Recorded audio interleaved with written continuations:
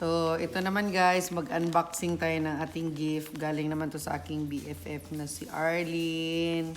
Ayan, so siya naman nagtiyaga pa nag-gift sa akin. Ako naman walang regalo sa kanya.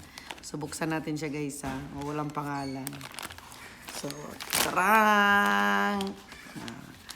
Charang! Cheng, cheng, cheng. Uy!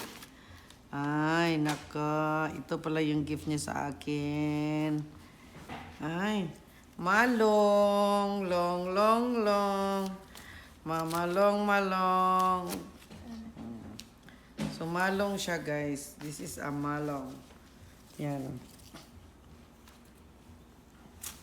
So, ito. Bakit ang daming nakamarka? Yan. So, ganito siya, guys. Oh, so, mayroon na tayong kumot sa gabi. Or pwede tayong magkano-ano nito.